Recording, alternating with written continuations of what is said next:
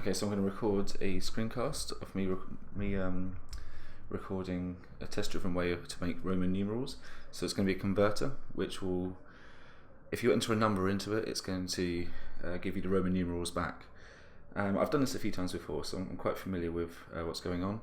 But I'm going to do a test-driven approach, and I'm just going to see how far I get. I'm going to try and talk my way through everything I do as I go into it. So I'm in a directory here. The first thing I'm going to do is create a directory for me to start testing. So if I just create a directory called Roman numerals. So I'm just going to make a directory now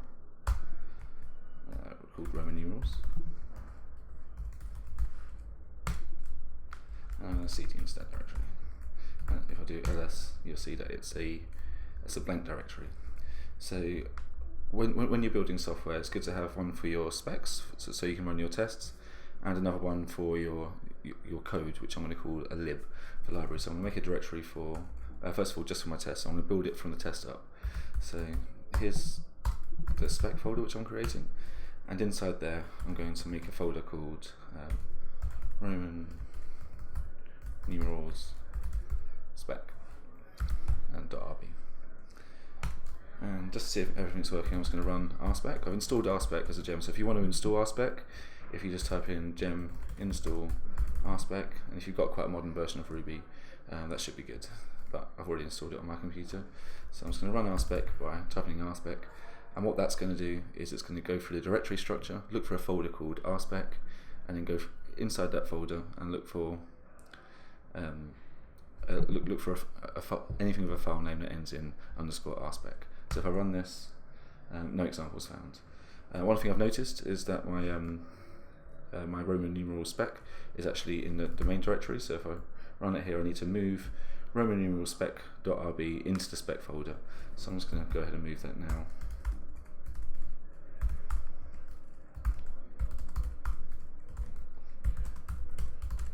So yeah, that's all moved there, and I'll run the RSpec again.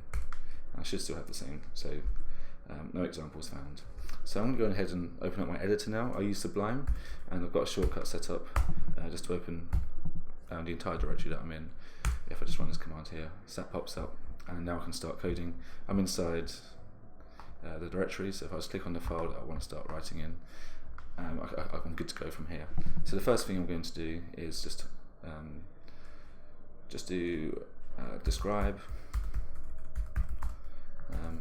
Roman numerals.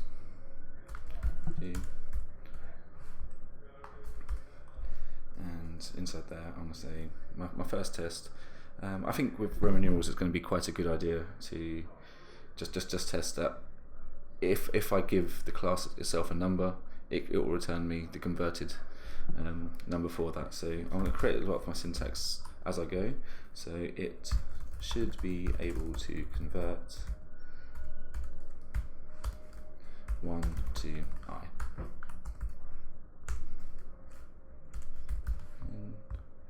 And so I'm going to expect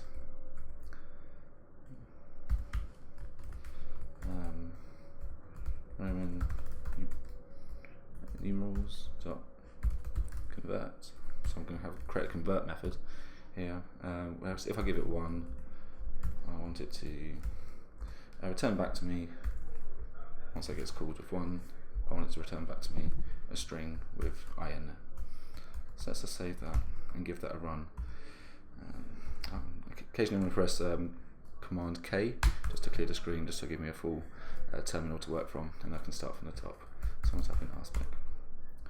Okay, so this is quite a scary error, but you'll see we've got an uninitialized constant Roman numerals. So really, if we look at the code, as soon as I start typing in either this or this, it doesn't really know what's going on. The error itself is for numerals, and as I made a typo here, numerals, that just tells me that it's on line 1 where it's having an issue and not on line 3.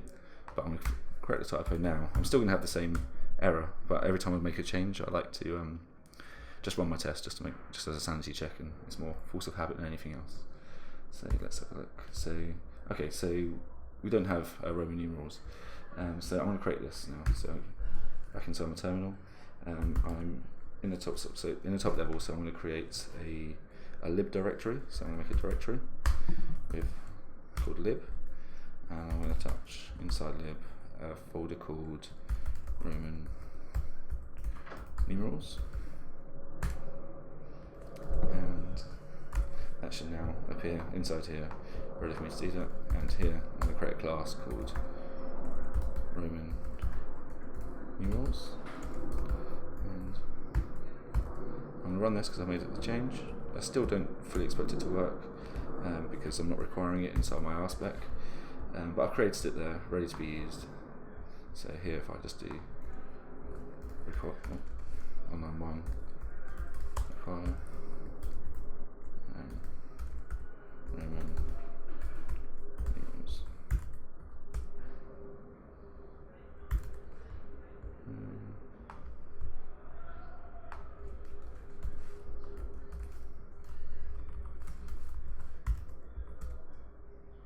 Okay, so the casing was slightly different there. So when you're accessing a file, you need to actually require the file that's going on that it needs, and this is where it's looking for the constant inside there. So now that's running. We've got one example, one failure, but the key thing I'm looking for here, if I just try and highlight it, is undefined method convert, which I've selected just there, just quite near to bottom.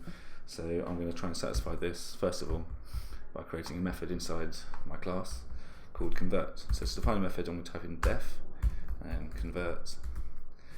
You'll notice when I'm calling the method originally, here it's taken one argument, which is going to be the number that we're going to pass in. So I'm going to go ahead and satisfy that straight away because I've already coded that it's going to be there, so I fully expect it to be there. So here we are. So I've created that method, I've satisfied it there. Now I'm going to run the test again. So we're still getting the same error, which is quite interesting. So although I've defined a method in there called def, or via def called convert, it's still failing. And the reason is because I haven't actually created a new instance of the class Roman Numerals, and I was calling it straight ahead on the class without creating a new one. So a way around that, or a good way of doing that, you can call self. So it's just called on the class itself, and you can call it that way. So if I run this again. Cool. Yep, so now it's pretty much what I expected. It's still failing, but it's failing for the right reason now. So we expected I to be returned, but we got nothing, and that's because the method, as you can see, is actually not doing anything. We have the number which we passed in, so in the first time the test runs, it's going to be equal to 1, but we want to somehow return I. But in the true spirit of test-driven development, you can just return the bare minimum just to pass your first test. So I'm going to return I. So here we are returning I, and I'm going to run that test again. And Ruby's quite nice, so on the last line of any method you can just type in what you want to return. You don't have to explicitly say return, and yet know that the last line of any method it will just return for you. So running that again, and I'm going to run this with colour just to get a nice visualization to see that it's green. So at the end, so I'll run that at the top, you can see we've got one example and 0 failures. So that's pretty much it. We've got a Roman numerals converter. It's converting 1 to I, but that won't get us very far. It will get us exactly to 1. So I'm going to go forward from the point of view of I kind of know stuff about Roman numerals.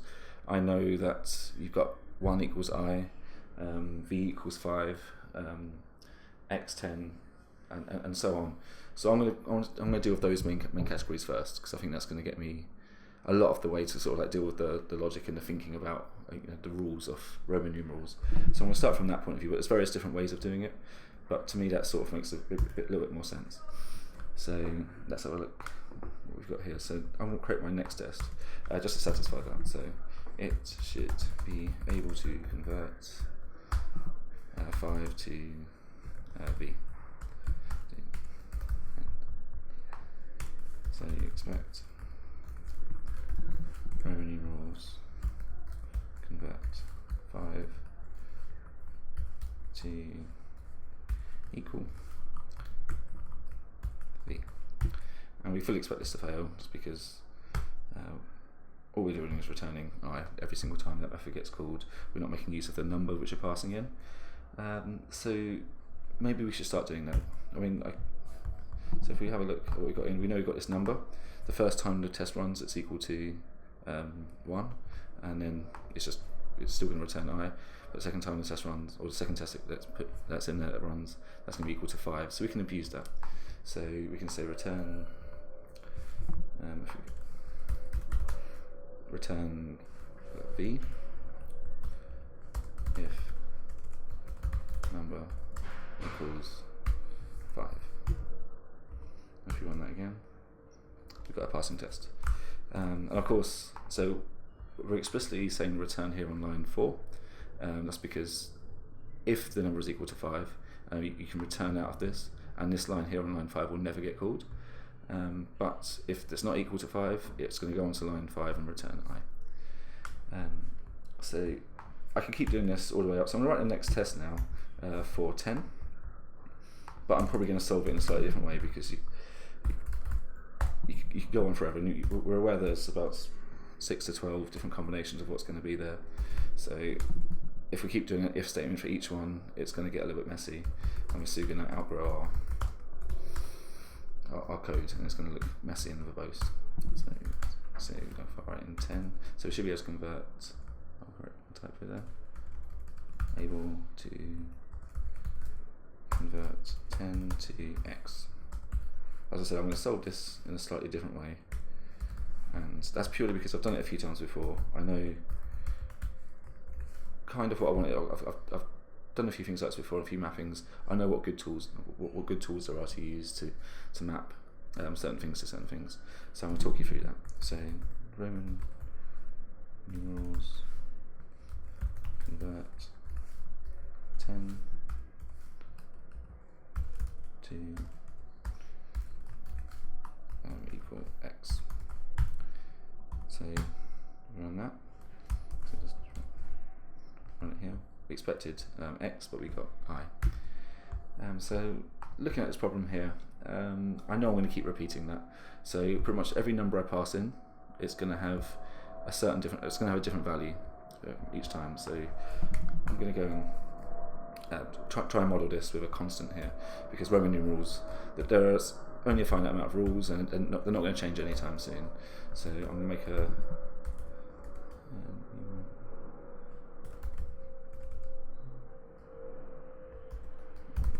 make a variable here. It's a constant variable, so it's in capitals, and that's your way of saying these are the rules of this. They're never going to change. This is what they are. And when a developer sees that, they'll know that anything in capitals is just it is a constant. So it's always going to be like that. Pi is always going to be 3.14, and Roman numerals are always going to have these rules. And I'm going to use a hash to define what a Roman numeral is always going to be. So we started with. I'm going to do it in. The interesting thing about hashes is they're ordered. So I'm going to start probably from the highest lowest, because that makes more sense to me. But you could equally start from lower to higher. But that's where I'm using a little bit of the knowledge that I know about Roman numerals to know that in my case and the solution I'm going to do, it's better for me to start higher and work my way lower than it will be to do it the other way around.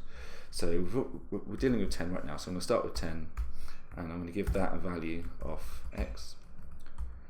And then I'm going to go for 5, which I'm going to give a value of v in the string, and then I'm going to give 1 itself, which has a value of I. So here you'll see we've got the key, which is an integer as the number, and the value, which I'm using a little hash rocket here to define, is going to be equal to a string, which is x, and then 5v1 is going to be equal to I. And in my code, I'm just going to say, quite simply, I'm going to call this constant, and I'm going to pass in number. And if I run RSpec, it gets returned. So all of those are passing. You can see that's quite a neat solution to. So it would have made sense for me to do it with 1, because it's just doing it once, and 5, it was pretty simple for me to just return 5 when it was equal to 5. But now we've got a third variable in the equation. We can be a bit more elegant in the way that we solve that. So all this is doing is using this line here to access this variable and ask for this key, which when we pass in 1, it's going to get the value here, which is going to be I. When it's equal to 5, it's going to get this value, which is v, and when we get 10, it's going to have this value, which is x. And we can do that pretty much all the way up to 100, 1,000, and keep working our way up. And that will convert any single number we pass in, as long as it has a value there. And this could be infinite in size, but imagine if we were going up to like 5,000 or 2,000, we had this hash for every single number that was there, it would soon become pointless. It's just a direct mapping. So I'm going to try and compute a way to calculate that for us. So we've got this number which is being passed in, but I'm going to write another test first of all. And in this test, I'm going to do one of those combinations of numbers. So I might just pick any number out of the air, but it makes sense to me to be a bit logical about this. So it should be able to convert. I'm going to type it here. I'm going to say using the numbers that I've got, because I could add other things to the mapping, but I'm going to start with, say, 9. I should be able to convert 9. Actually, 9's a bit of an edge case. So let's just say multiples of 10, so 10 times 3, 30, 35. So we expect that to be, I believe we'll expect it to be XXV. XXV, or XXXV, so 35. So D, and expect Roman numerals dot convert 35 to equal V. So that'll be 35 in Roman numerals there. So let's run our tests and watch it fail. And that's purely failing just because we haven't got a mapping. So I could do a mapping, as I said before, 35 equals XXXV, and that will pass my test certainly, but there's infinite amounts of times I can do that, and it's not a very clever converter that we've got going on. So having a look at what we've got here, so we've got our constant, which we can map here, and we've got everything in here we can use to make our Roman numerals to be output at the end. So we've got an x, we need that 3 times, and we've got our v, which we need once. So the number we're passing in is 30 times, and using that number 35, using that number 35, we can calculate our output.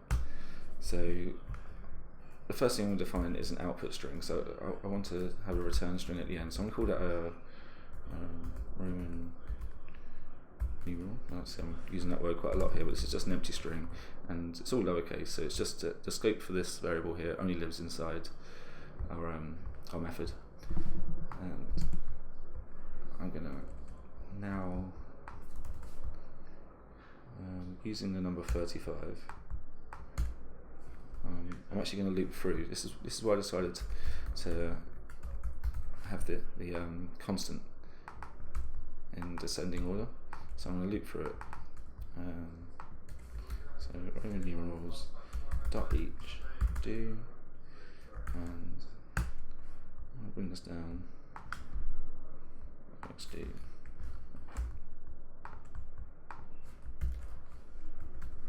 Numeral. That's the key value. So right now I'm going through each of them. A numeral has a key value attributed to that, but I'm going to have that as a key and a value. So when I go through each of these, the key is going to be equal to 10, and the v is going to be equal to x, and so on. So the first thing I'm going to want to do here is see how many 10s I have inside. So I've got my key. Actually, I've got my number which is going through. So my number is going to be 35. If I divide that by the key, so the first time I'm going to divide it by 10, if I go into IRB here, and I have the number 35, and I divide that by 10, it's going to give me back 3. So that's how many x's I want in there. So I'm going to do number divided by the key, and then see, so that's going to be equal to 3 on the first time it goes through. So that times, I'm going to wrap some brackets here just to make it a bit more obvious what that value is going to be equal to. So this is how many times I'm going to put x into my Roman numeral string. So that there, I'm going to times put in my value, So Roman numeral value. I'm going to put that value in there. So I'm going to go ahead and run that and see what that looks like.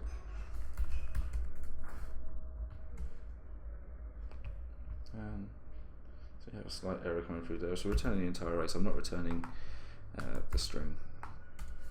So that's the first one I need to do there. Let's return that.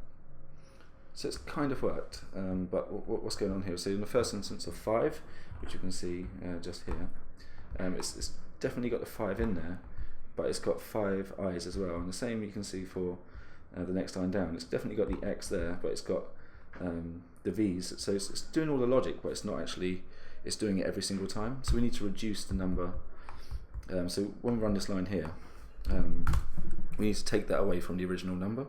So we need to say number equals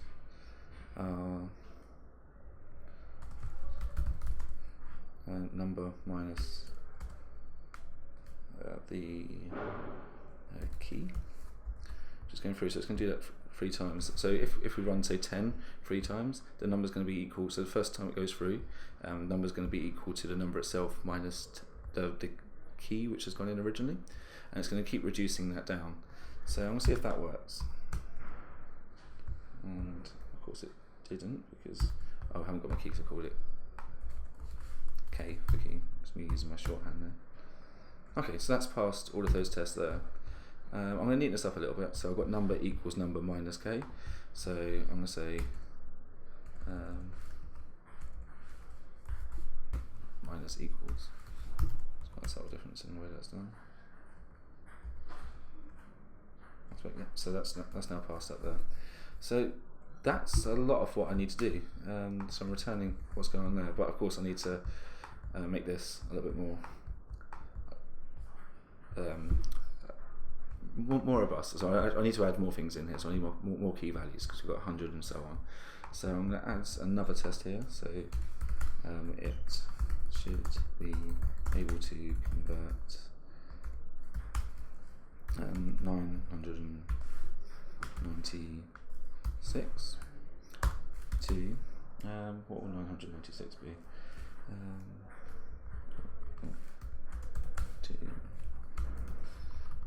That'll be, this is why 900 is CM, 96 is going to be what will 96 be? I believe that's going to be IX, and 6 is VI.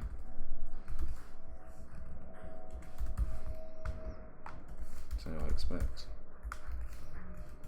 Roman numerals convert 996 to equal CM IX VI. I hope that's correct. I'll just turn it into a string, and I'll run the RSpec for that. It's got quite a lot. I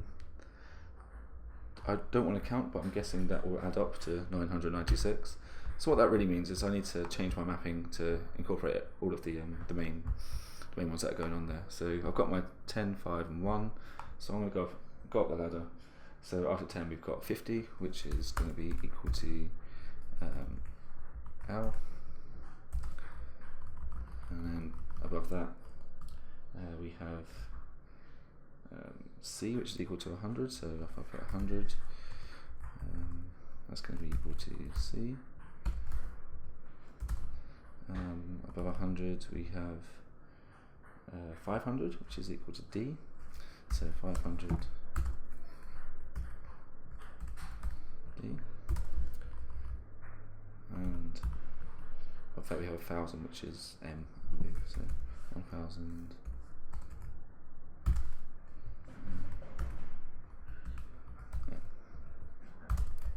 So let's just see how that fixes things. So that's the main elements of what we have here. So, and you notice that this output here isn't exactly what you wanted, and I chose the number 996 just to really draw me to our next test. So although we've got the main elements of of Roman numerals. We don't have the explicit one, so it thinks 9 is, well, it thinks 4 is just XXXX, when really it should be IV, which is what I've programmed, which is what I've tested for.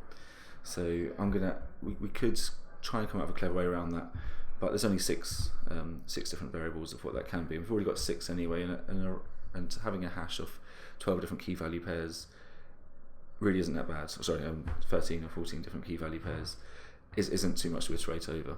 So I'm going to go ahead and add those. So the ones that I'm going to need to add is 4, 9, 40, 90, 400, and 900. So I'll just work my way through each one. So 900 is going to go here, which is going to be equal to CM. So that's going to be 1000, or the C is representative of 100, and M is going to be representative of 1000. So then that's going to be minus that, so that's going to be equal to 900. 400 is going to be 400 will be CD. So CD, and 90 I think is next, and that's going to be XC. So 90 XC. 40 is going to be XL. So 40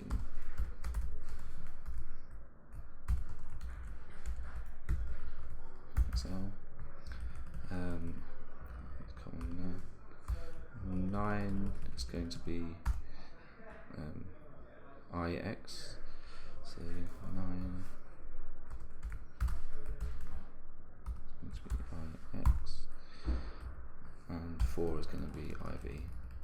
So 4 IV. It seems to be quite long, so I'm just going to drop this down to multiple lines.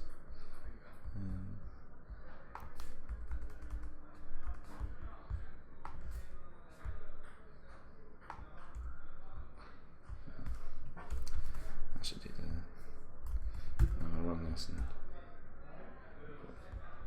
and so maybe I did calculate it wrong. So CM is going to be 900, 90 is XC, yeah, that's correct, and 6 is VI. So although my test was wrong, my logic was sound, so I'm just going to go and change that to CM XC VI. CM XC and VI. CM XC, that's not 90. Yep, and that works there. So just for my last test, I'm going to just put quite a big number in there and see if it's able to convert it. So it should be able to convert. Let's go for 1999 to. I've already written this one down, so I can just copy it over. So MCM XCI X. And okay, so we expect Roman numerals. I'm going to call convert. I'm going to ask for 1999 to equal string of MCM XCI X. Okay, so let's run that test, and there we are. So I'm pretty sure that'll be correct for pretty much every number I've done there. So just to recap, at the very top here, so we've opened our class of Roman numerals. At the top we have a constant which has 1, 2, 3, 4, 5, 6, 7, 8, 9, 10, 11, 12, 13 different values, and that's a key value pair of the number and what that's represented in a string format for Roman numerals. And we've got this convert method which is going to take in the number, and on the very first line we're just giving ourselves an empty string because we know what we're going to be returning is going to be a string. And for our Roman numerals calculator, we're just going through each one of these in order, from top to bottom descending. We're going to loop through each of them with the key value here. So the key is going to be in the first instance 1000, and the value is going to be the string for M. And what we're going to do, we're going to find out how many times we're going to put that particular value in there, and that's just the number that we're asking for originally divided by the value which is going to, because it's an integer, it's not going to round up, it's not going to give us a decimal, it's just going to do it to the nearest number. So, and all it can do for say 300 or 3000 is do it 3 times. All it can do for 3500 is still 3 times for the 1000 example. So we're going to go through that many times, and as many times as it's doing that, and whichever number it gets back, it's going to put the value inside the string. So it's just going to shovel it into the string, and it's going to bolt it onto the end. And then what we have to do there is, from our number, we have to take away the same amount of times and the same amount of, whether it be thousands or hundreds, so the same number away from it, and just keep track of that. And every time that iterates through, that number's going to whittle its way down until it can't do it anymore. And the time it can't do it anymore means it's less than 0. So it's not completely bomb-proof, it's not completely bulletproof. We've still got some, if we give it a minus number, it might blow up. But I think if we're just converting positive numbers from anywhere from 1 up to any amount, it's going to work through and see how many times it fits in there, and then turn it into a string and return it to you. Okay, that's all. Any questions? Give Makers Academy a call.